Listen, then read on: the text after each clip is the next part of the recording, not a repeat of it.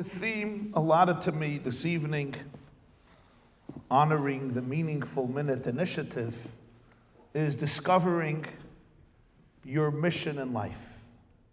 And I would like to sketch with you a profile, a picture of one man who in my eyes personifies this most.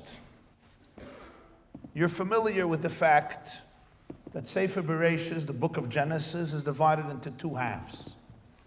The first half deals with Adam, Noach, Adam, Noach, and the three patriarchs and the matriarchs of Israel: Avram, Yitzchak, Yaakov, Sarah, Rivka, Rachel, Leah, Abraham, Isaac, Jacob, Sarah, Rebecca, Rachel, Leah. The second half of Bereshis is reserved for one person. The hero of the second half of the book, Vayeshev, Miketz, Vayigash, Vayechi, is reserved to one individual, and his name is Yosef, Joseph. His story occupies almost half the book, and it concludes at the conclusion of Bereshis this week, the conclusion of Vayechi, Chazak. I want to ask one question about this man. When he meets his brothers after 22 years of a bitter separation, and he finally reveals his identity to them, he forgives them.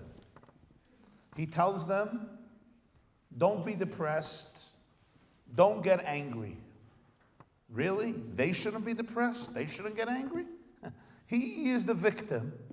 They are the perpetrators. Who ever heard a victim telling perpetrators, you don't get angry, you don't get depressed? They're the ones who threw him into a pit. They sold him into slavery. They separated him from his father for more than 2 decades. And when he meets them and tells them, I'm Joseph, the next thing he says, Va'ata al teyotzvu. Don't be distressed. Don't worry about it. It's all good. They should be pleading with him not to get depressed or angry. Instead, they are overwhelmed, terrified, horrified, and he relaxes them. He tells them it's fine. Don't worry about it. How does one achieve that level of equilibrium, that level of serenity, to be able to create reconciliation? I know siblings who don't talk to each other, not because one of them was thrown into a pit and sold into slavery, but for other reasons. And for 20 years, they don't talk to each other, and it's sad. And here Joseph forgives his brothers. How does he do it? What was his secret? What could we learn from it? There's something equally strange I want to raise this evening, and that is, when Yosef is in prison for 12 years, one morning the Torah says, in Parshas Vayeshev, he sees Pharaoh's butler and baker in the morning in prison, Vihinam Zoafim. They look Zoafim, they look downtrodden, melancholy, dejected. They have sour faces. What does Yosef tell them? 4 words. Madua pneichem rayim hayom. Why do you look so lousy today? Why are you so sad? Why don't you look good? And they tell them they had these dreams and they don't know how to explain the dreams, and that's why they're sad, they're depressed. One wonders about this question of Yosef. It's morning in a dungeon in Egypt. He sees 2 Egyptian ministers of Pharaoh, downtrodden and depressed. And he says, Madua pneichem rayim hayom. Why are you sad? What type of question is this? I go into shul 6 or 7 in the morning. Most people look depressed. This guy didn't have his coffee yet. This guy didn't take his vitamins. This guy wasn't in the gym. This guy's not interested in being here. This guy didn't wake up yet. This guy woke up on the left side. This guy was thrown out of his house. Whatever. You don't ask questions early in the morning to Jews. Why do you look like you have a sour face? On the contrary, if somebody looks too happy, everybody wants to know, what are you taking? It's not normal. But this is not even a shul. He asks a question. And I would tell him, Yosef, really? Because we're waiting for death row in an Egyptian cell, for heaven's sake, genius. What type of question is this? What is this? What are they eating, sushi or cheesecake at a bar mitzvah or a wedding? One of them was waiting on death row in a prison. What should they be doing? Dancing kazatskas? What type of question is this? Madua pneichem royim hayom. Why are you so sad? What is more, what would your grandmother say if she saw them depressed? She would say, "Af alle von sei gesagevara." Fine, big deal. Yosef cares. He wants to know why they're sad. And then the biggest question is about himself. What about he? If you would give a therapist here in the 5 towns, for Rockaway, a resume of Yosef's life. At 9, he lost his mother. At 17, he was kidnapped by his brothers, thrown into a pit with scorpions. Then he was sold as a slave for life. Then he was accused of promiscuity, and he was innocent. And he was thrown into prison. Yosef is the epitome. What's that line? No good deed goes unpunished. Never happened to you? No good deed goes unpunished. Whatever he does right, he gets punished for. He listens to his father. His father says, go visit your brothers. Because he could have told his father, Tati, they don't like me. Go find somebody else. Because he listens to his father, this is what happens to him. He gets thrown into a pit. He says no to the wife of Potiphar. He says, Vayimoin, I will not betray you, I will not betray your husband, I will not betray God. And he gets thrown into prison. He does a favor for the butler and he says, remember me, and the man forgets him. Whatever he does right, he gets stabbed in the back. Such people become bitter, resentful, angry, full of vengeance, full of ire. They're miserable people. You ever meet such people? Present company excluded. Yosef turns to him and says, guys, why are you not happy? Madua pneichem ramim, as though he's this jolly, happy-go-lucky, free, frivolous, uninhibited, amachaya. His life is an exercise in blissful paradise. Anybody who would see a resume of his life would say, this kid is a depressed kid. You know, he cries most in the Tanakh. 8 times he cries in the Tanakh, which means his emotions are not stuffed. He doesn't suffer from emotional constipation. He has open emotions. He's always crying. He was always in touch with his emotions. Some people lock up their emotions. That's how they survive. Some of us grew up in such homes. Emotions get locked up. That's how many Jews have survived. The only emotion that they stayed with was guilt. Somebody asked me, what's the definition of a Jew? And I said, if he doesn't feel guilty, he blames himself. And when he makes a fist, the next step is Ashamnu, Bagadnu, Bazamnu, Banadif. What was the secret of this man? The truth is, it's all in one word. It's all in one word. And it's this word I want to share, I want to present, I want to capture and explain tonight. When he meets his brothers, he uses the same word 3 times. In Parshas Vayigash, which is how you know it's so significant. He says, you did not sell me. Atem loy mechartem oisi. Ki lemichya shlachani elikim lefneichem. Hashem, God, sent me. And then he repeats it, Vayishlacheni elikim. God sent me, and he says it a third time. In 4 psukim, he says the same word 3 times. Loi atam shalachtam oisikiyim elikim. You didn't send me, God, the Rebbeinu Shalom, Hashem sent me. You didn't sell me, God sent me. It's not just a contrast between who did it, it's also a contrast between selling or sending. What's the difference between sending or selling? If I sell something, I sell a home, I sell a car, I sell a computer, a business, a website, whatever I sell, the object that is being sold is a passive victim. It has no say in the transaction. It's just sold. It's a ping pong ball. It was here today, and tomorrow it's by you. I make the money, and you have it. That's what a sale is. When I send somebody on a shlichus, when I send somebody on a mission, you're having Gemara in Kiddushin, shluchoi shel adam kamoisai. When I send somebody on a mission, first of all, I have to evaluate that this person is worthy of this particular mission. I have to first estimate and evaluate, is this person good for this mission? I send them with the intention because I know that he or her can accomplish this particular mission, and therefore I appoint them as my ambassador, as my representative, as my emissary, as my shliach to do this mission. It's a completely different type of relationship. So Yosef says, I was not sold. I was sent. He can't change the facts. We can't always change the facts of our life. Yosef can't look back and say, it never happened. At 17, I was not sold as a slave. I was not thrown into a dungeon. I did not spend 12 years in prison.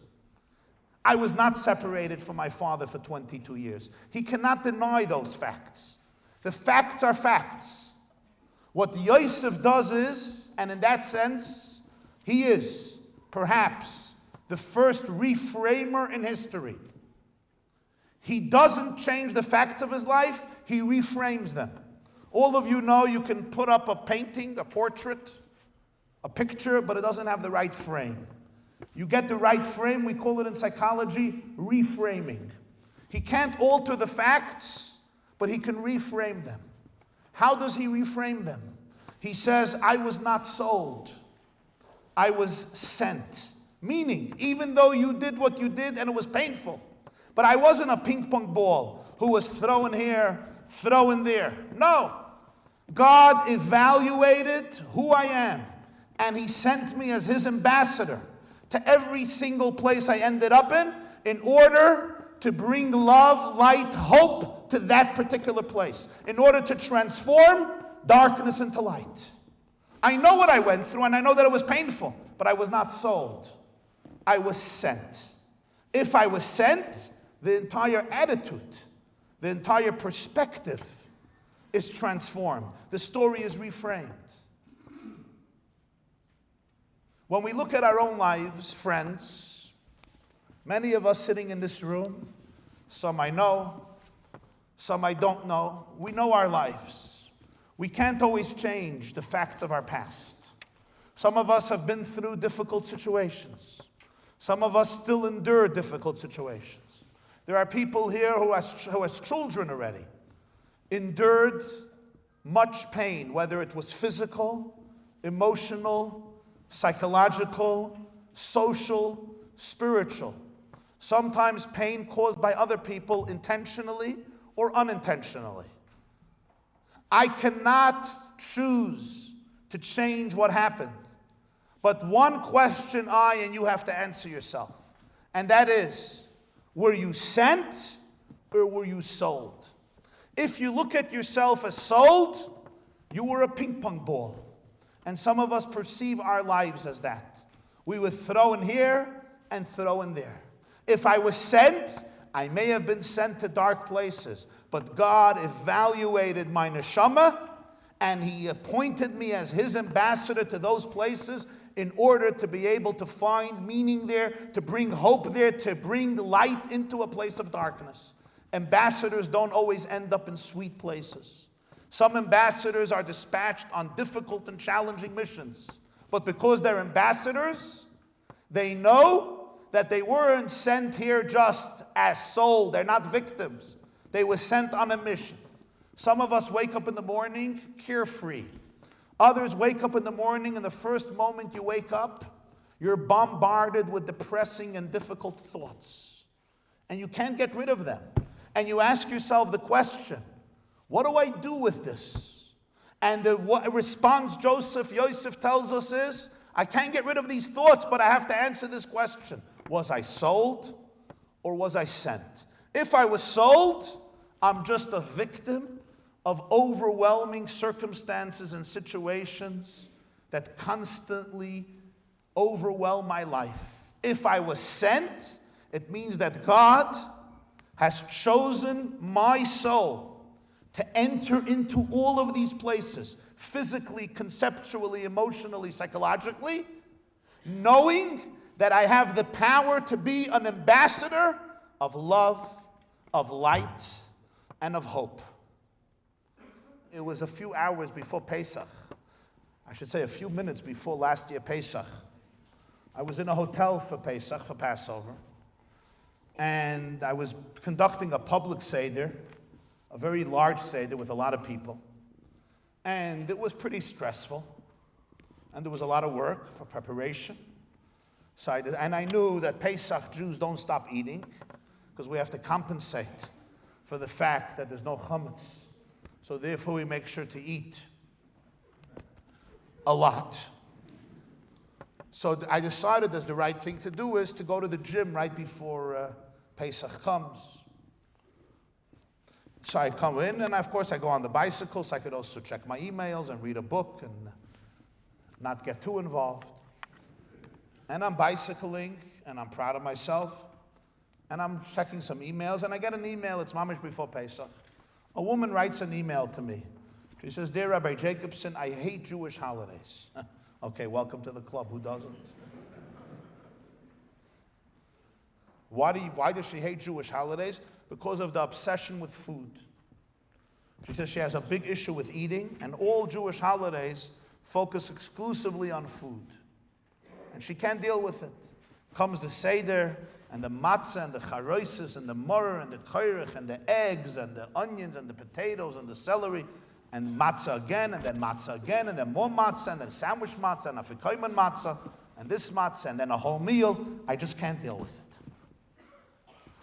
Could you help me? It's right before Pesach. What am I supposed to do? What am I supposed to do? I thought, it needs a longer discussion, a longer conversation. I thought I'll answer it Chol HaMoed, I'll answer it after Pesach. It was already time to go to shul, daven mincha, get ready for the Seder. But then I looked at the phone, I thought, you know what? You never know what she's thinking. Let me write a brief answer. So as I'm bicycling, I write this brief answer, and I say, listen, you're right. We do have an issue with food. We have a dysfunctional relationship with food. It's true. Not all of us, but many of us. You're supposed to eat in order to live. Many of us live in order to eat. That's true. We live in order to be able to eat. And all the holidays have the same message. They tried to kill us. We won. Let's go eat. More or less. This time it's latkes, then it's hamantashen. I was sitting with the president of Brooklyn College, so she wanted to know why there's so many latkes and donuts on Hanukkah. She went to this party. She's not Jewish. So I said, very simple. Hanukkah is the victory of the Jews against the Greeks.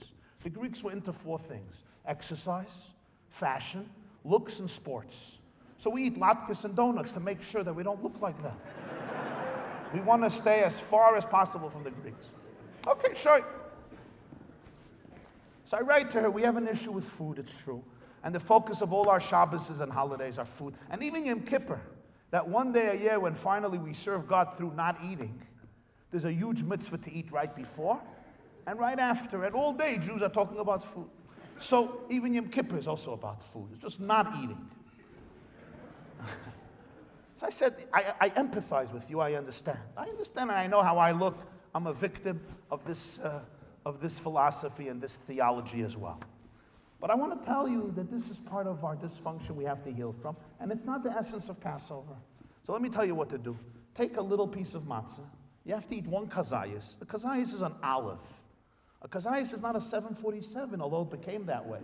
Kazayas is the size of an olive. We're very stringent and holy Jews, so we took a kazayas and we turned it into a watermelon.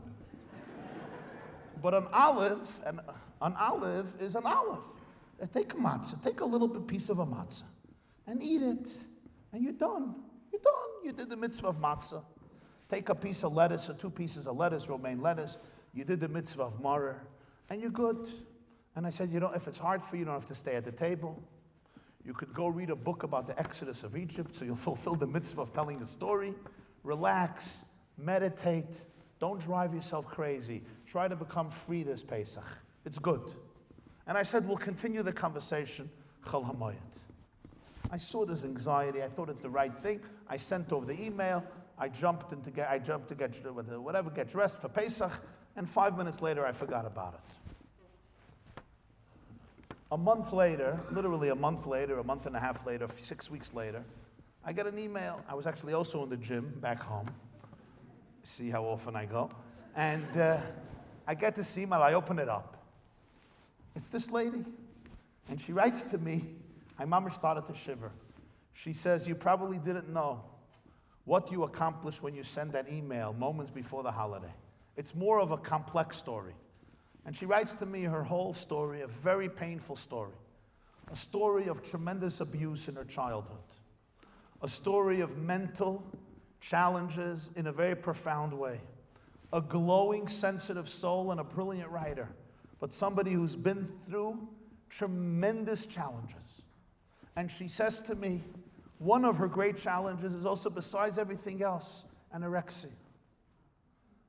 Besides everything else, and depression. And she has a husband and a few children, beautiful children. She says, the pain of my life nobody ever understood.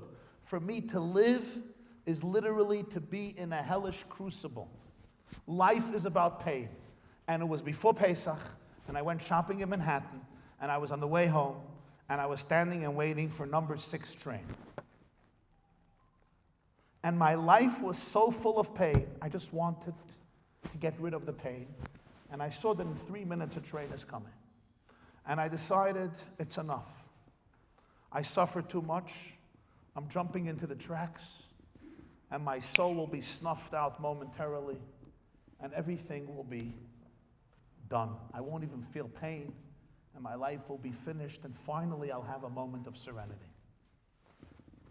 I have sent you earlier that day this email because of my anxiety with Pesach. I'm standing there, and I'm getting ready to take this plunge, literally a plunge into the abyss. And the train is soon coming, and suddenly I hear the sound when you get an email. And it's right before the holidays, so I open up the phone, and I open it, and I see Rabbi Y.Y. Jacobson sent me an email. And I read your email, and it was cute, it was humorous, it was charming, you made fun of yourself, you made fun of all the Jews, you made fun of food, you told me to chill out.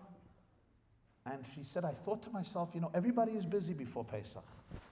If this rabbi thought that it was worthwhile to write me an email, that means he really believes I have value. I'm not going to kill myself. And she said it gave me a pause enough to call my husband and say, come save your wife. She says, I'm alive today because of that. You should know that the email wasn't an email. The email saved a life. As I was reading it, I was trembling because I realized, had I not received her email, in my wildest dreams, I would have not imagined this consequence. I was just recently in Israel, and I met some great people. I also met the Talmud Rebbe Shlita. The Talmud Rebbe communicated a very profound idea. There's really 2 different perspectives on life. Every one of us ends up in our own little purgatories, whatever they are. Life in exile is not perfect. And when we go to those places, when we end up in those places, sometimes every day, sometimes once a week, sometimes unexpected, I have to answer one question. Was I sold? Am I a slave? Am I a hopeless victim who ended up in those challenging situations? Or was I sent? And that changes the entire story. It reframes the very facts and confers upon it a whole different experience, a whole different perspective. That is why Joseph could be in prison and turn to 2 Gentiles who are depressed and say, Madua pneichem rayim hayai? Why are you sad? He didn't have a problem with his own happiness. Why? Because he never saw himself as sold. His brothers did it. From his perspective, they did wrong. But he understood that the divine, God sent him. And that completely transformed his reality. I had the opportunity today, you just heard from Getzel, I had the privilege of his father, Shal Mordechai Rabashin, coming to visit me in my home today. And we sat for a few hours. And I asked him what was his most difficult moment. I went to visit him quite a few times in prison. And the prison he was sitting in was not an easy prison. No prison is easy, but some prisons are more like camp. They play volleyball, they smoke cigarettes, they schmooze, etc. But he was in the prison like some of you saw in the movies. A real dungeon, a real cell. And I've seen it with my own eyes. The gates come down, you're in lockdown, he was put in solitary. I mean, it's a very, very difficult situation. He said, one day, it was a holiday, it was a Yom Tov. And he wanted to say a little l'chaim. So he asked the chaplain, Rabbi Richter, in Otisville, if he could get him a little grape juice. Grape juice is legal. So he got him a little grape juice. Shine. He has the grape juice in his cell, and he's talking to God, and he says a little l'chaim in honor of the holiday. This is before a minyan, no shul, nothing. He was mamash alone. Suddenly, there's an alarm. Somebody was caught doing something, making some trouble. There's a sudden inspection in all the cells. They inspect. They go in, and they find the grape juice. Now, grape juice is not illegal. They tell him you're going into solitary confinement.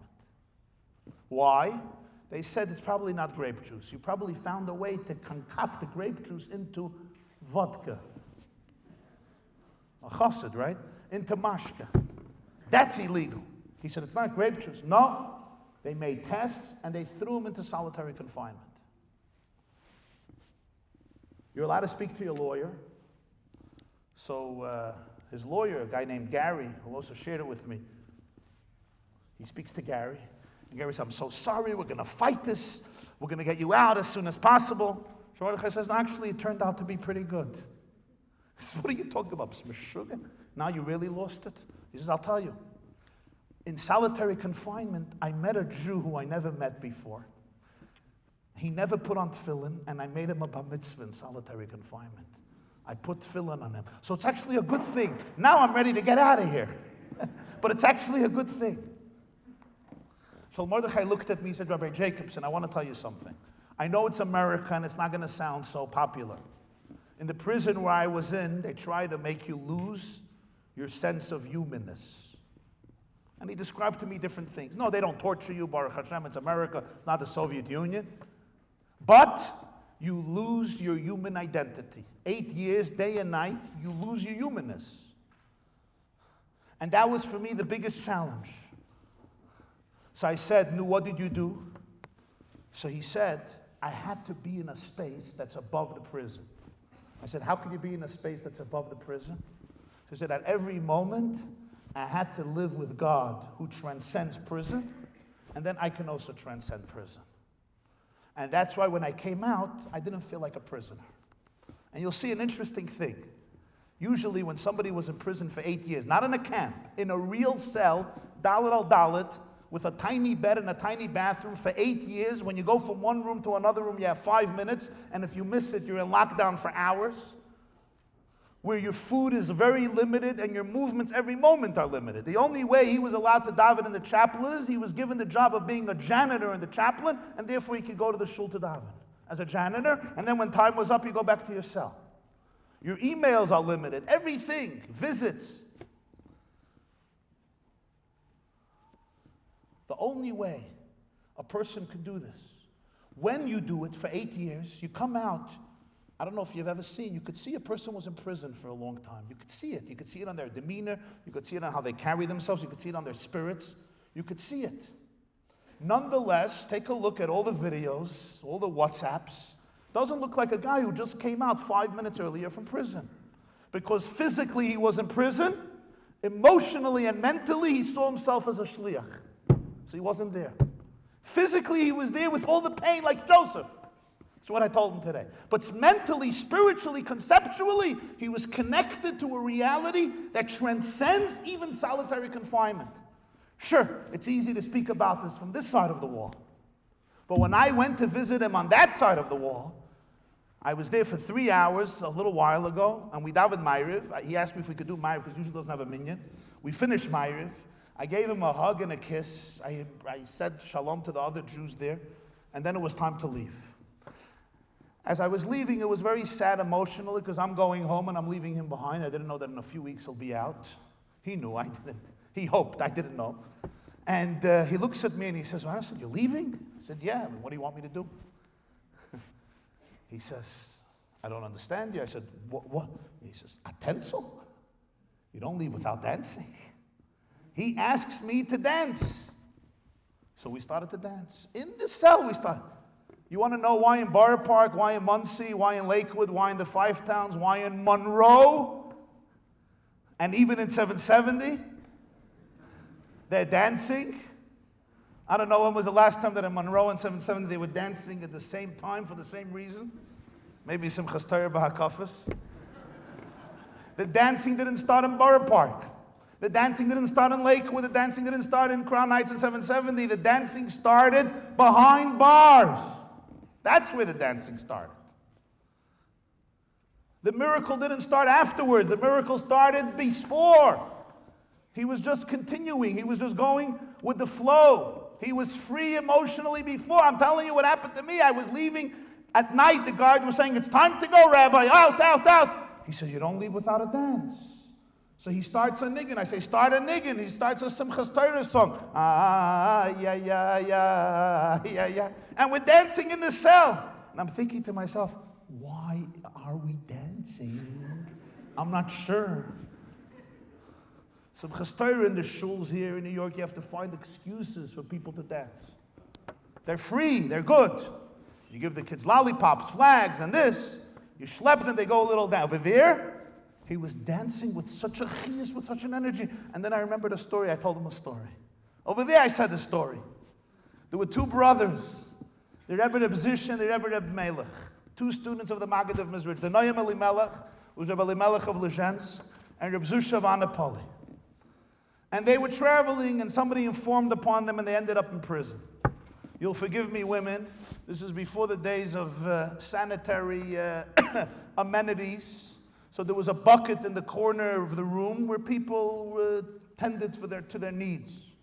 In the morning, the Rebbe Reb Melech, the Noyam Elimelech, is weeping. So Reb Zusha says, why are you crying? Everything is b'hashgacha. Don't cry. He said, I'm not crying for that. He says, why are you crying? I'm crying because the first time in my life since my bar mitzvah that I can't daven. I can't daven. Al pi halacha, according to halacha, if there's a reyach rav, there's a bad odor, and there's human fertilizer in front of you, you're not allowed to pray. You can't say Shema, you can't say Hashem's name. I can't daven. So Reb Zusha says, okay, so you won't daven. Why are you crying? Says, this is the first time in my life I need a daven in order to connect to Hashem. If I don't pray in the morning, I feel disconnected to reality. I feel disconnected to my own self. I feel disconnected from the core of the world. I feel disconnected from the soul of the cosmos, from truth, from God. I'm a fragmented person. I'm disoriented. I'm disjointed. I need prayer in order to align myself with my true self. So Reb Zusha looks at him, and in a classic yeshivish fashion, he says, I don't understand you. The same God who wants you to daven, today, when there's such a smell in the prison, he wants you not to daven. In other words, not davening today is also a chalois. It's also a din.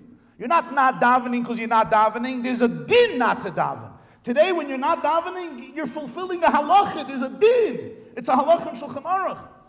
If so, you're connecting to God today through not davening because you're fulfilling His will. Just like every day you connect through davening, today you connect through not davening. The Melech says, geschmack, I like. And instead of crying, he starts singing. They were two Hasidim, so they erupted in dance. The 40 Gentiles in the room saw two Jews dancing. They joined. And within 5 minutes, it looked like Purim and Simchas Torah in the prison cell. The warden hears the commotion. So he runs in, and he sees 40 people, matans, they're dancing, it's Lebedik. He calls over one of the Gentiles, and he says, what's this dancing all about?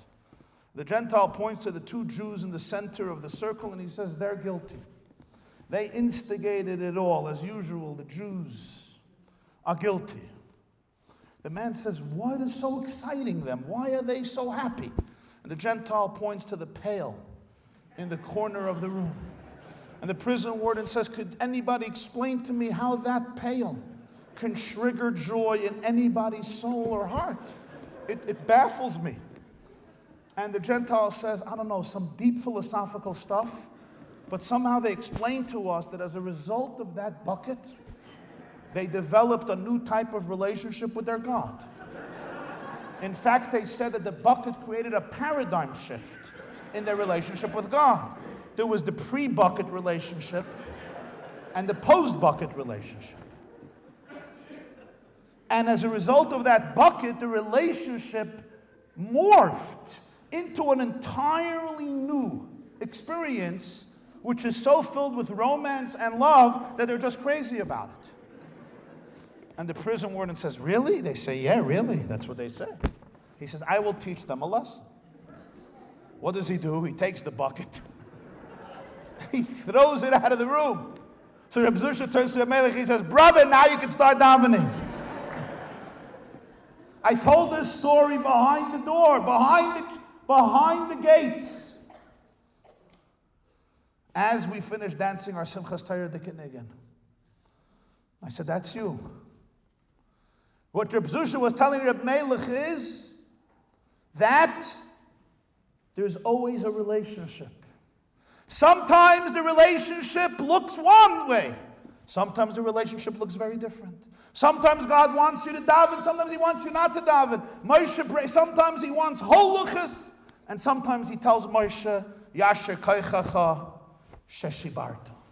But in the Holy Ark, in the Holy of Holies, there weren't only the holuchas. The Gemara says in Baba Basra Yadalit, luchos vishivre luchos monachim ba'arim. The Ark contained the whole tablet, and it also contained all of the broken pieces. All of them. You know, I was giving a lecture some time ago about education and children and dealing with children, etc. You know, it's not so easy today. There's a lot of nisyonos and challenge. I mean, there were always, but today it's out in the open. This is a generation of exposure. For many years, things were under the rug. That's why we like to have Hollywood kitchens and wall-to-wall carpets, so we could put everything under the carpet, and we had to make sure the carpet goes from wall to wall. But recently, the new models in the homes is no carpets, and therefore things are more in the open. Whenever things come out in the open, it becomes painful. When the infection is hidden and you cover it with a Band-Aid, it looks good. Jews like when things look good, especially Orthodox Jews. We love when things look good. The problem is, you can't hide crimes, corruption, pain, politics, dysfunction, deception, dishonesty, insincerity for a long time. And our children are always the ones who bring out the best in us, or some of us call it the worst in us.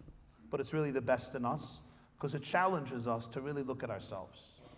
You'll see it we see it in all of our lives. Our children are the ones who force us to look in the mirror in ways that we haven't before.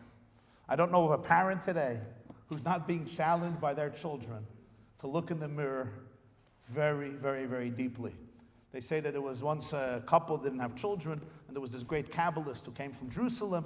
So they went to see him, and he said, you know, tomorrow I'm going to Jerusalem. Give me your name and your mother's name. I'll put it in the kaisel, and I'll pray. And great, they give him the name, and he comes back 5 years later, and he meets the woman. And he says, knew anything? She says, yeah, Baruch Hashem, we have 10 children. He says, 10 children in 5 years? I mean, that's a little fast. She says, yeah, the first year triplets, the second year twins, then we decided we need a break. Then we had twins again, triplets again, Baruch Hashem, 10 children. He's like, wow, that's amazing, incredible what that note in the Kaisel accomplished. Where's your husband? I want to give him a hug. I want to say Mazel Tov. I want to make a Shechianu with him. She says, my husband is in Jerusalem. She says, what is he doing in Jerusalem? He went to the Kaisel. Why did your husband go to the Kaisel? He's looking for the note. He wants to take out the note. So children today are challenging. So I was giving, okay, you just got it, that's fine. I was giving this speech about our beloved children. And I finish. And you know Dr. Pelkovitz, Dr. David Pelkovitz, who's a frequent lecturer here in New York, a professor of psychology at YU, a therapist for 35 or 40 years. He comes over to me. And he says, I have to tell you a story Usually when I finish a lecture, so people come over, Jews come over, and they say you were wrong. That's the minhag. That's the minhag by Jews. They explain why you were wrong. Either it was kfira or apikoursis, or it's getting there. And why is it? So I was surprised to say, he's going to say, I'm going to go with Tana de Messiah. I'm going to give you a raya that something I said that you were right. And he tells me that a quarter of a century ago, 25 years ago, he was sitting in his office. And a boy walks into his office. 16-year-old boy. He was sent there by his father. He needs therapy. He tells me, Dr. Belkowitz tells me, Rabbi Jacobson, sometimes you speak to somebody 5 minutes and you know he doesn't need therapy. His father needs therapy. This boy was unbelievable. He was great, a chevraman, smart kid. He says, I loved him right away. We finished the first session. I'm like, you don't need therapy. Bring in your father, your mother, bring in your siblings, and if you could, bring in your grandparents. I was a little surprised, I have to tell you. I was startled. I told Dr. Pelkowitz, I never heard of a therapist asking for a Zayda and Baba to come into therapy. What do you tell an 89-year-old grandmother? What are your feelings about your mother? We American brats have the luxury to have feelings all day about our mothers. We have nothing else to do. But our mothers or our grandmothers, if they had mothers, they were happy. It was survival. Who had the luxury to have feelings? B'chlal, especially for your mother. He says, you're right, but I had a hunch. And as a therapist, you got to follow your hunch. I said, okay. So what happened? The boy comes in next week with a whole beautiful family, a family from Flatbush, not too far from here. The father speaks. He asked the father to speak. Father says, I'll tell you my dilemma. My dilemma here is I have a beautiful family. And he starts extolling the virtues of his children as only fathers in New York know how to extol the virtues of their children. Basically, I have the perfect family. This one is Rosh Yeshiva, this one Rosh Koilel, this one Rosh Mesifta, this one Magid Shir, this one is the head of Atzalah, this one is the head of Meshayrim, Mezamrim, Mesaskim. This is the biggest Baal Chesed who lived in the last millennium. This one is the greatest Askin of not only New York, but the whole tri-state area. This is the man, and my girls, unbelievable valedictorian, by Sarah, by Srivka, by Sruchel, by Schana, by Yaakov, that this, and who they married la creme de la creme de la creme. These are my kids, each of them, 6 years brisk, 11 years mir, 9 years pun, unbelievable. Unbelievable. And I have one kid, my youngest, doesn't do anything, sleeps all day. Till 4 o'clock in the morning, he's in bed. Good head. 16 years old, he was already thrown out of 9 yeshivas. Not bad. 9 yeshivas, 16 years old. It's a shame. It's a shame for me, shame for the family, a shame for him. That's why we're here. As he's in the middle of his eulogy about the 16-year-old, the grandfather, the father's father gets up. And he says, I would like to say a few words about me, myself. I grew up in Poland. I grew up in a family of brothers, sisters. All the brothers would sit and learn in the Shtiblach in Poland. Little Beit Medrash, little shuls in Poland. They were wonderful. They were just incredible boys. And I was the black sheep in the family. Today, I would be diagnosed ADD, ADHD, PDD. But then, in 1938, there was no diagnosis. When we were children, there was no diagnosis. Everybody got the same treatment. You remember? Frask here, frask there. They pulled you by your ear, and you sat. Some of our teachers, you remember this one with the stick on the finger? That's same you know what? For some, it actually helped. It was a pretty good diagnosis. Not for everybody, but for some, it was actually pretty good. Okay. But then my father would chastise me. You're wasting your time. I was savvy. I was street smart. I was out in the streets. It's 1938. And one day I pick up a book. And I read the book from cover to cover.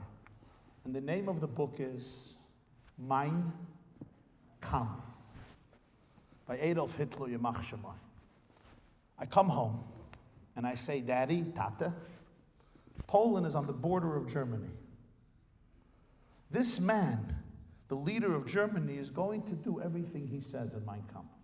In a few years, there will not be a Jew left in Poland. Believe him what he writes. Let's take our family and run before it's too late. My father looks at me, And like most Jews in 1938, you know, hindsight is 2020. In 1938, who knew, who imagined? You know what Jews used to say about Hitler in 1938? You ever heard from survivors? I'm a shugana, a tzedreite, a choyles nefesh. So haben a missem schon, anach a shugana, a tzedreite. No, who took him seriously? My father said, stop with the narishkeit, you're not learning, learn.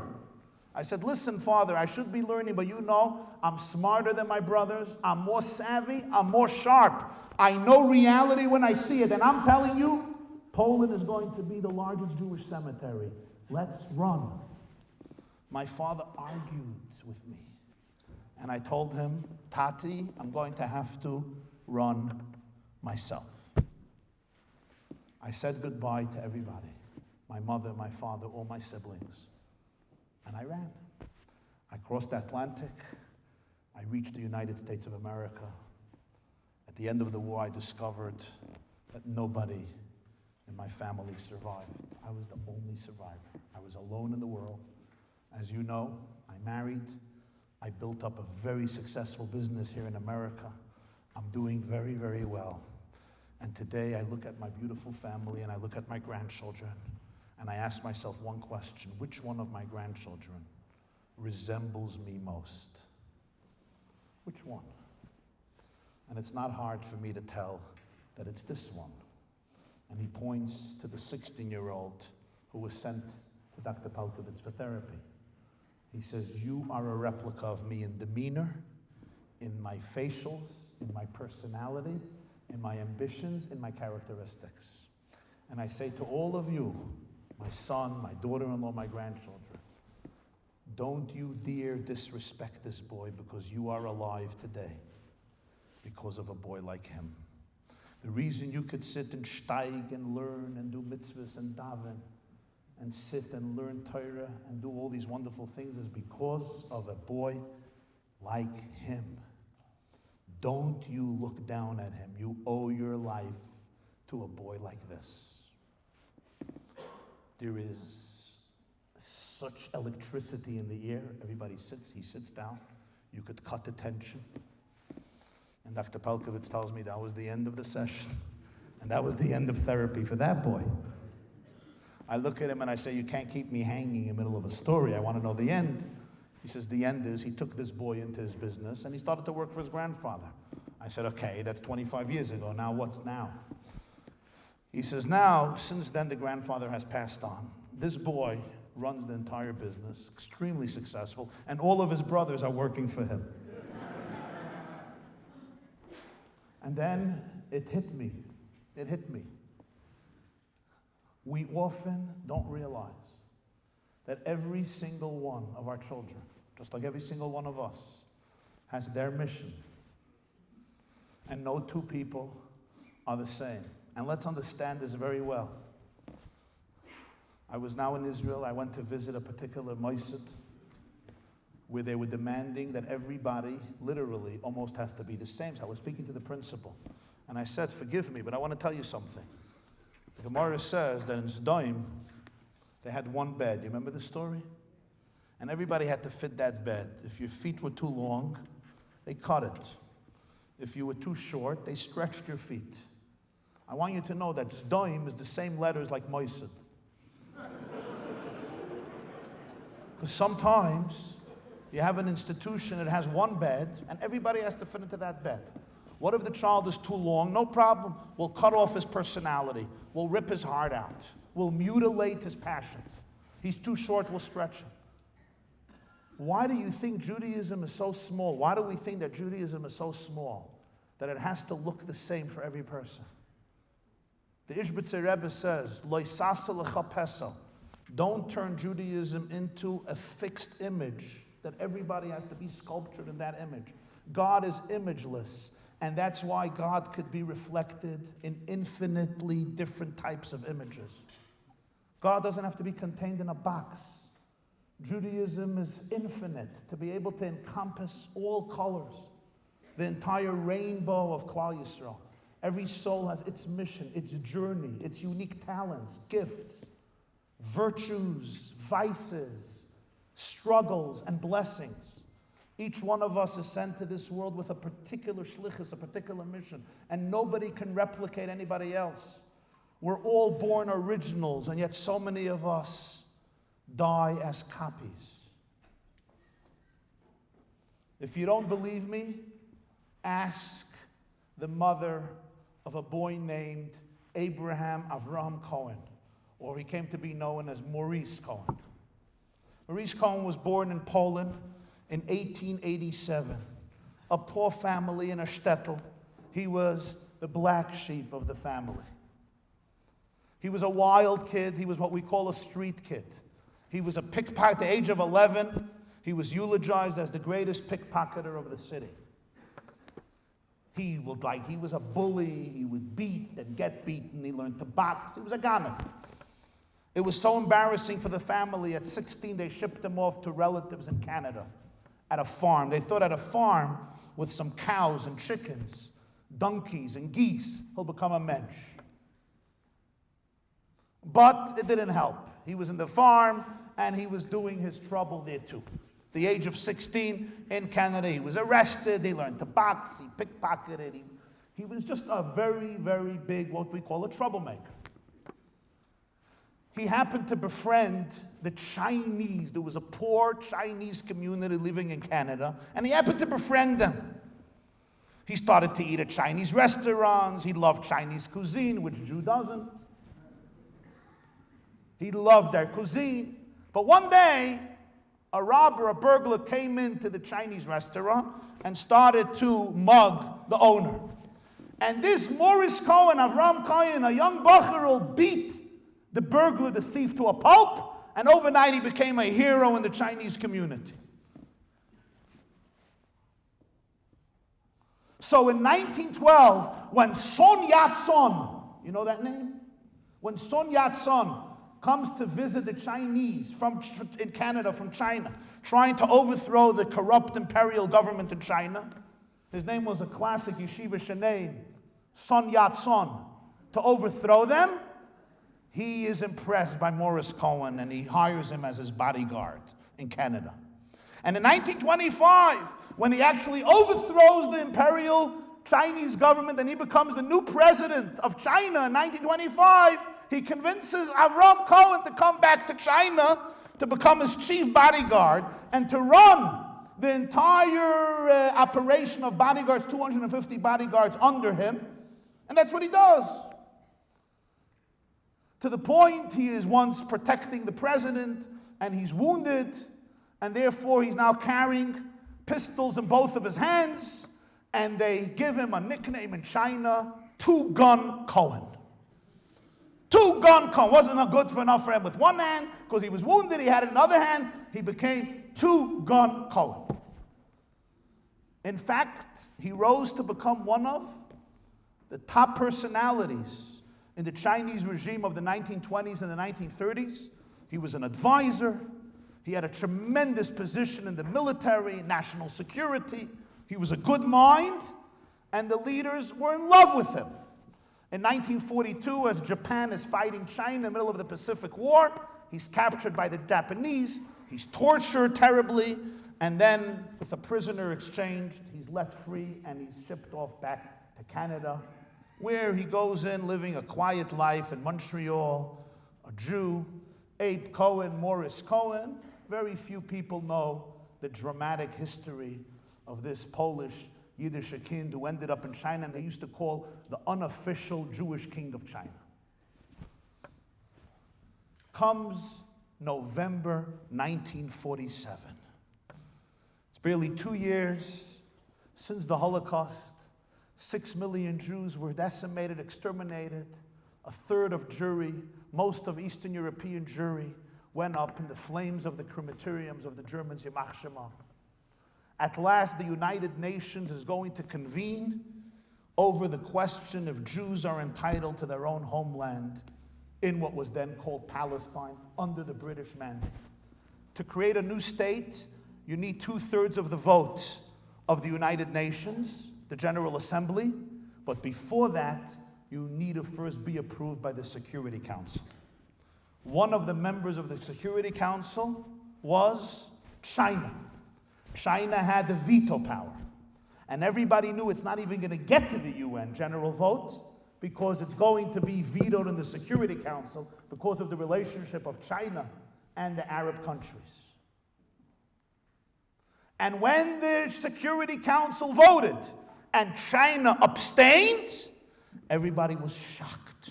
How in the world did they get China to abstain? It went to the UN, to the General Assembly, and you know the rest of the story. November 1947, Hanukkah, Motzei Shabbos, the UN votes for the creation of a state of Israel. They want a partition. The Arabs say no, which develops into a war. 1948 comes. Israel declares the state based on the UN declaration.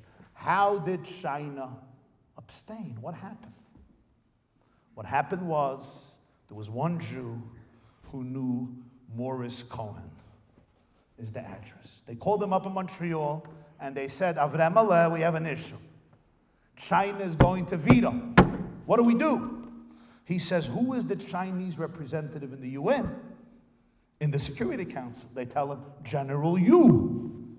He starts laughing. They say, why are you laughing? He says, I made him general. I made him general. He drives to New York. He meets General Yu over coffee.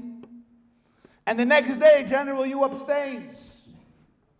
And the state of Israel comes into being. So there's close to 6-7 million Jews today living in their homeland. But the way it happened under natural circumstances is because that little kid, that bum in the streets, who ended up in China as a bodyguard and caused the Chinese to abstain in November 1947. Now, if you were the mother of Maurice Cohen, and somebody would say, wow, what nachas. You're schmoozing in one of these restaurants here over coffee. So what is your son doing? Oh, he went to the Mir. What is your son? He went to Brisk. What is your son doing? He got accepted to Harvard, and he to Stanford, to Brown, to Yale. Where did he go? Oh, he's already here. He went to this yeshiva, he went to that yeshiva, he went to this university, he went to this program, he went to this college, he went to this yeshiva, Hesda, he went to Shalavim, he went to Karabayaf, wherever he went, yeshiva Takoto, whatever, I know different types, different tastes, different folks, I don't mean to discriminate against anybody. Wherever he went to eat falafel in Jerusalem. And if we turn to the mother of Mrs. Cohen, he'd say, and where did your Avrem Aleh go? He went to China. Oh, there's a yeshiva in China? Chabad made a yeshiva in China already? No. He went to be the bodyguard. He went to be the bodyguard of Son Yat-Son. He needed a bodyguard. Who could he find? So he found Morris Cohen. And I'm sure the mothers, the yachnas, would look and say, oh, Hashem should help, Hashem should help.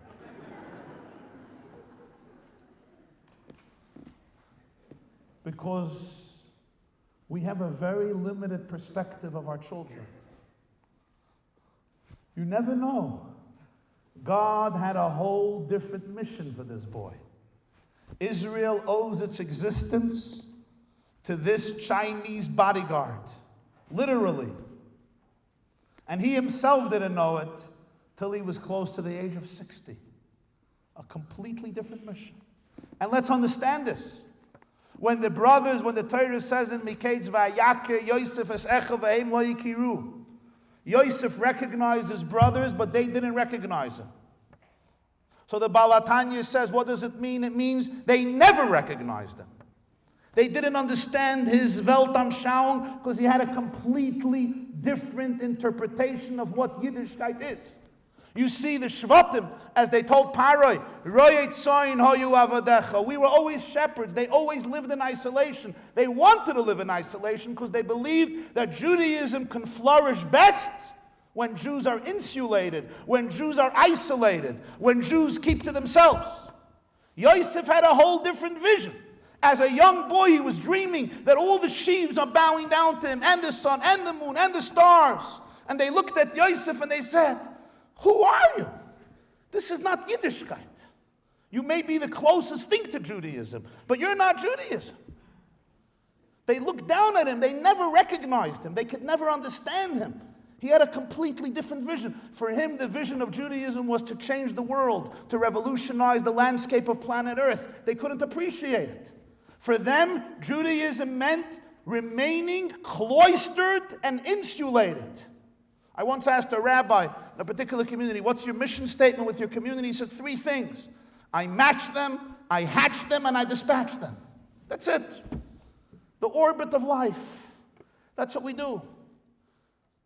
When Yosef tells his brothers, go back to my father and tell him, Samani Elokim la'adin al kol eretz Mitzrayim. God made me a master over all of Egypt. So the Rishonah says, this is nachas? You know your father. You think he cares that you became the prime minister of Egypt? Tell your father that you did daf yomi every day. Tell him that you went to the mikveh every day. Tell him you put on Rabbeinu Tam's tefillin. Tell him you never missed a mincha. What are you telling him? You graduated MIT physics. You know your father, Ish Tam. He's a Ben Torah. Give him a little nachas. Don't tell him you became the prime minister of a superpower. He doesn't care. So the Rishonah says what Yosef meant was, Samani Elokim la'adin al kol eretz Mitzrayim means, I made God a master over the entire land of Egypt. Yosef is the one in the Tanakh. Every conversation he has in Egypt, he opens up talking about Hashem. Look at it. Potiphar's wife asks him to sleep with her, Shichva, and what does he say? I can't sin to God. And the butler and the baker tell him they had a bad dream, and he says, God will give you the answer. And Paro says, I had a horrible dream, and he says, Elokim yanes loim Paro. He is Tzamani Elokim la'adin al kol eretz Mitzrayim. Yosef has a completely different vision. L'sakin oilam b'malchus shindal yud. The Shvatim believe that the Jews will grow if they're isolated. That's one derech. And the debate continues in Jewish life. There are those paths in Klal Yisrael who believe that Jews must be insulated and isolated. And those who say, no, the Jew has the duty and the responsibility to transform the landscape of planet Earth. The whole world is waiting to place its mouth in the mouth of the Jew and declare together, Yizgadol v'Yizkadar Shmei Rabba. But you could look at Yosef and say, Nebach, what a horrible, horrible kid. V'aviv shamar es hadavar. Yaakov understood that Yosef's shlichus, Yosef's journey is different. Somebody once asked me if there's any humor in Chumash. They said, why isn't there more humor in davening and more humor in Chumash? I said, there's plenty of humor. Davening always finishes with a beautiful, humorous anecdote. Talmidei chachamim marbim shalom ba'olam.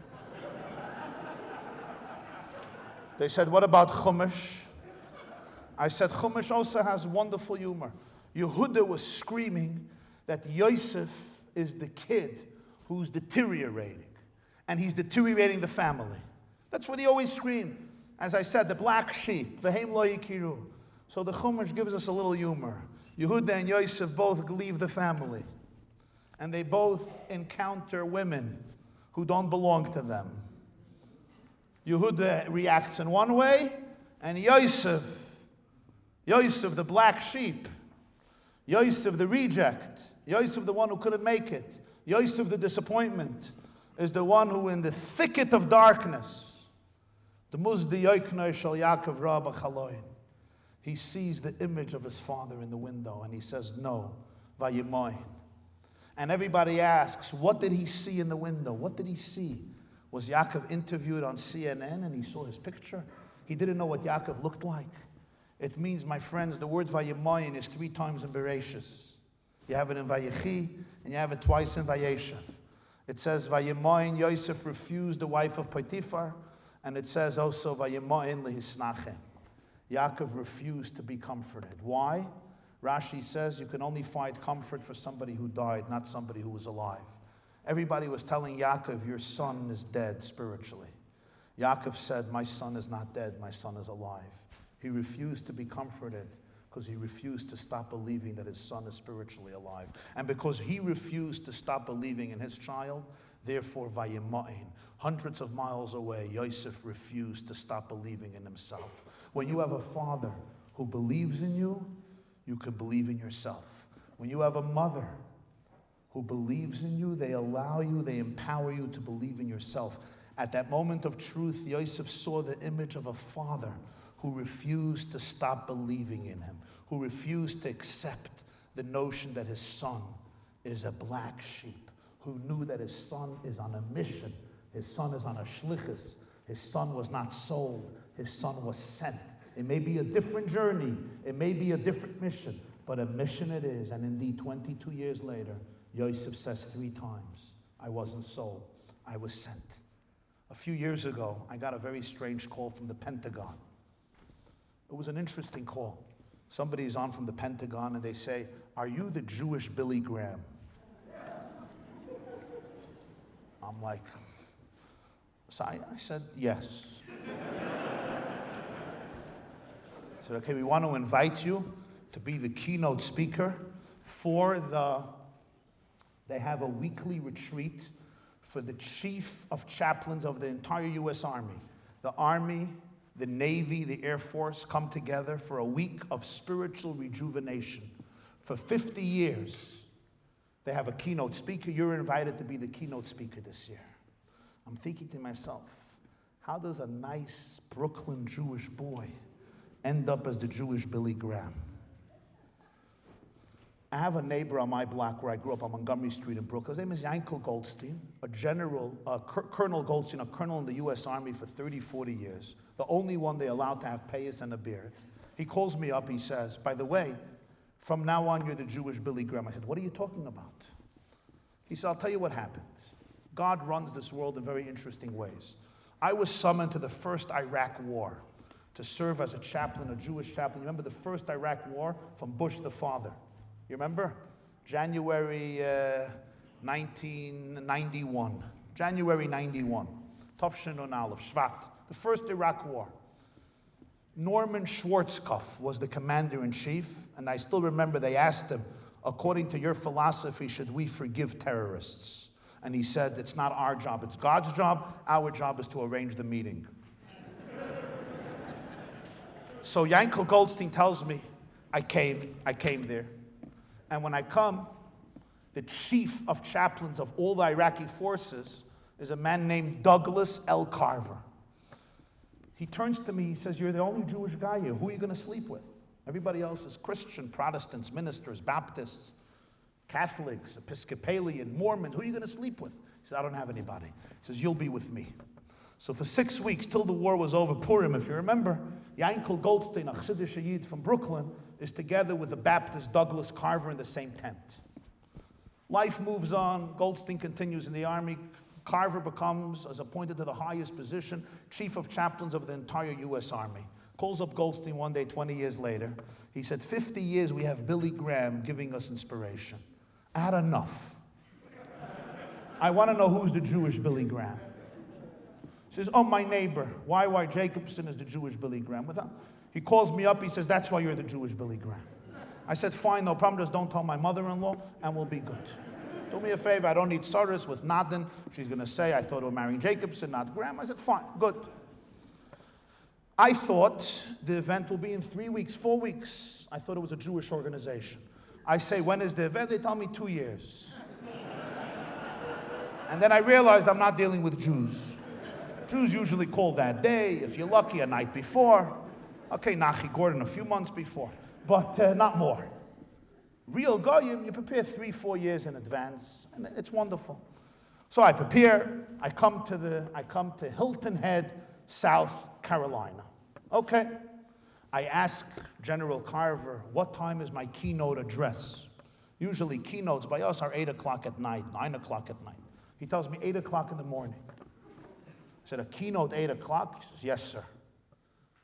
I say, okay. So I'll come here 7:45. He says, no, you should be here at 6. I realized I'm dealing with Gentiles. I said, what do I do from 6 to 8? Goldstein wanted to kill me. I said, what do you mean? You sit. What do you do? Anyway, he's saluting everyone. I'm saluting everybody. He says, you stop saluting because you don't know how to salute. And if you do the wrong salute, they can give you 250 push-ups, 400 push-ups, 350 push-ups. I say, okay, 6 o'clock is 6 o'clock. What should I do? Goldstein tells me, I'm waking you up 5. I say, what? Ganuk 6, why 5? He says, you have to daven. Signs I'm 5. 4:15, he wakes me up. I have Chalav Yisrael so you can have a coffee. I'm already almost finished davening. Oh my God Almighty, what do you bring me here to Hilton Head? 6 o'clock, I'm down. I sit 2 hours like a real idiot looking at the beams, at the walls. I became acquainted with the room, the energy. I counted the bricks, everything. Ich sitz, 8 o'clock sharp. I'm called up. I'm summoned. I speak. They told me to speak for an hour. I spoke for an hour.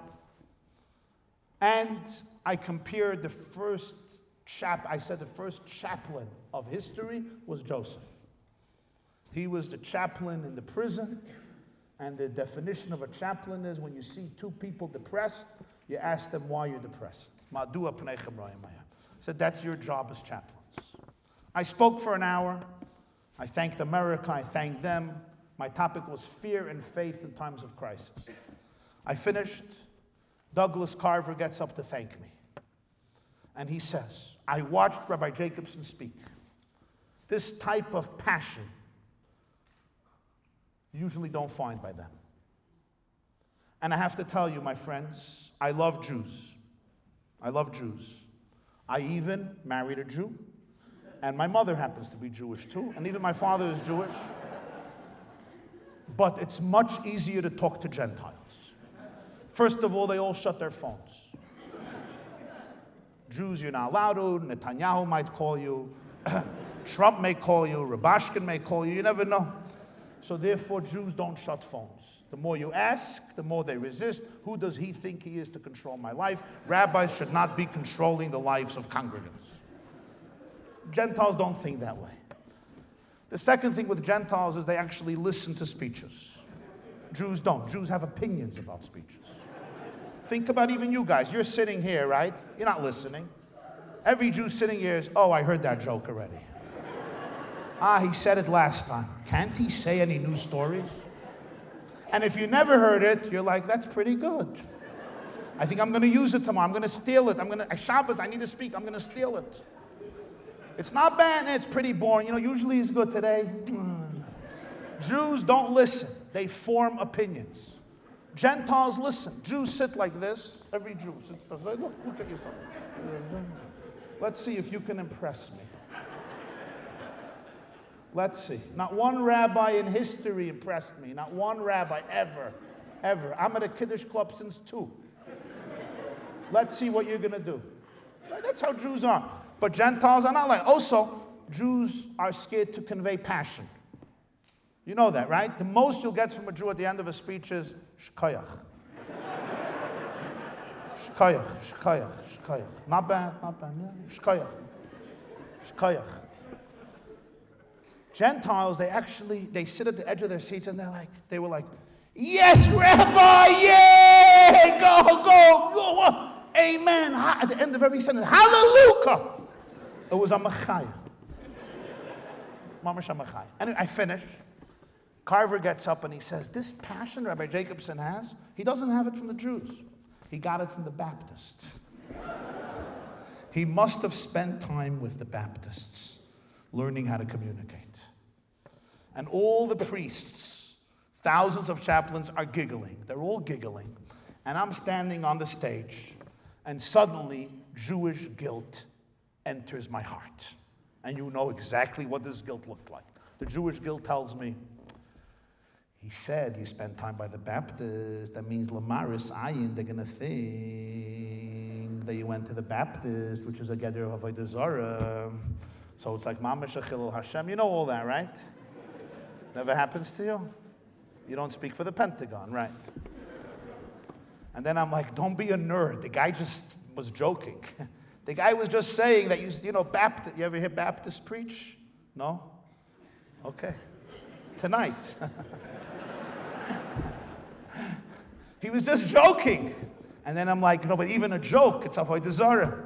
Anyway, you know when the Jewish guilt can drive you crazy? You go back and forth. Oh my God. I'm like, the guy made a joke, let it go. And then I say to myself, it's not a joke. It's very serious. So what, should I interrupt him? I interrupt him, I have to do 800 push-ups.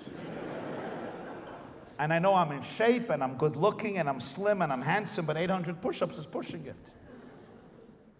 Then I say to myself, truth be told, Jews in the history of Jews often had to sacrifice their lives, literally not to embrace Christianity. And it's the only reason I'm alive today and we're here today, because of our ancestors who for years sacrificed their lives for Yiddishkeit. I am in free America in the 21st century. He said, I was by the Baptists. It's not about me. They didn't call me because of my looks or my brains. They called me as a representative of the Jewish people. I have to say something. It was embarrassing. I knew it's not going to engender a good reaction. I'm going to interrupt the general. I'm going to tell him he was wrong in the middle of a speech after he's complimenting me, after I got a very nice applause. It's really not nice. But then I said, you know what? I have no choice. This is what I have to do. So I interrupt. This is all a millisecond, you understand, right? Didn't take more than a millisecond. I interrupt him. I still remember I was afraid. I interrupted him on the stage. And I said, General Carver, you're wrong. The Baptists learned it from us. I got a standing ovation. They were applauding. And I'm looking and I'm like, this is strange. When he said that I was a Baptist, they giggled. They all giggled. When I said, you're wrong, the Baptists learned it from us, they gave me a thundering applause. I was trying to make sense of it. And then I realized, when I said that you learned it from us, it made them feel comfortable in their own skin. And I understood then the great truth, that if the world will ever come to respect Jews, it's when Jews will respect themselves. If Jews will ever come to love Israel, it's when Israel will learn to love itself. If the world will ever come to admire the Jewish people, it's when the Jewish people admire the Jewish people, its heritage and faith. It's like Dr. Twersky told me when he was... Sorry, not quite. Hallelujah, Rabbi, yay! Dr. Twersky told me that he was on an airplane and a Jewish woman looks at him and says, in Yiddish, you know Dr. Twersky, Rabbi Abraham Twersky, he has a round black hat, square black beard, long black coat, frock. She looks at him and she says in Yiddish, you are the cause of anti-Semitism. You dress differently. You look differently, you behave differently. If only you would be like everybody else, they would love us. He looks at her and he says, I don't understand the verbiage of your dialect. In which language are you communicating? She says, Yiddish. He says, I am Amish. She says, oh, I thought you were Hasidic. He says, no, I'm Amish. She says, wow, I love the Amish. He says, why? She says, you're a minority, but you maintain your heritage with so much dignity and pride. Kudos. Now it was his turn to respond in Yiddish. He says, Oy, ich wollt gewen Amish, hast du mich lieb. Jetzt, dass ich bin a Yid, hast du mich feind. If I would have been Amish, you'd love me. Now that I'm a Jew, you're embarrassed by me. I bless you that you should be able to appreciate in your own people what you can appreciate in other people. This was the argument between Yosef and his brothers. Yosef understood that the mission of the Jew is to change the world. We have among our youth today unbelievable skill, unbelievable power, unbelievable personality, unbelievable depth. When I take my child and I squash him and I crush him and I force him to be what he's not, it's not only he can't grow, the world is deprived of his gift. What would happen if Mozart would grow up in a home without a piano? What would happen? Where would the genius go? It would go somewhere. He would climb walls. He would firebomb his yeshiva. Thank God Mozart had a piano, and his genius, his creativity, had an outlet. Every Jewish child is a Mozart. The Gemara says it in Shabbos Kuf Yutes. Al tigui b'meshichai elu tinoikas shel beis Rabba. Every Jewish child is a little Mashiach. meaning somebody who can impact the world. As we grow up, we're told, forget your dreams, crush your dreams, destroy your dreams. So the Gemara says, Al tigoi b'mashichoi. Don't touch the child in you. Don't repress your dreams.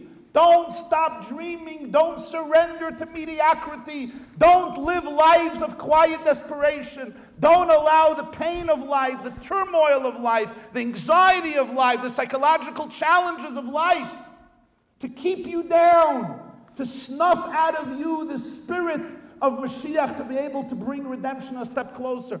Don't do that, and realize wherever you are and wherever you were sent, you were never sold. You were sent. And that's why I am moved to be part of an event that celebrates the meaningful minute. Because Nachi Gordon, the founder of the Meaningful Minute, and his colleagues know that unlike Baptists, Jews don't know how to listen. A minute? Maybe. Also, people are complaining. Attention span of most Jewish audiences today, present company excluded, always. Attention span of most Jewish audiences is 12 seconds. Some audiences, 6 seconds. Some audiences, 0. When I started to speak, I was told, a joke you can repeat once a year. A story once in 2 years. They'll remember it for 2 years. A Dvar Torah, twice in the same sermon.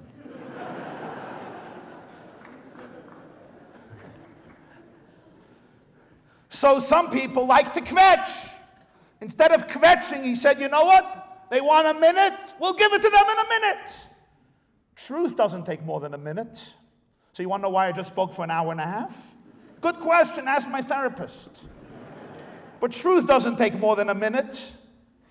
You'll see, all the early speeches in Chumash, a minute. How long do you think Matan Torah took? How long does it take to say 10 commandments? How long did Matan Torah take? Anybody knows?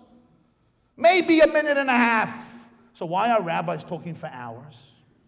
Beats me. So he put it in a minute. And that minute empowers Jews. It lifts up Jews. And what's the greatest way of empowering Jews? Telling them you're never alone and you're never hopeless. You're always an ambassador of love, light, and hope. Thank you so much.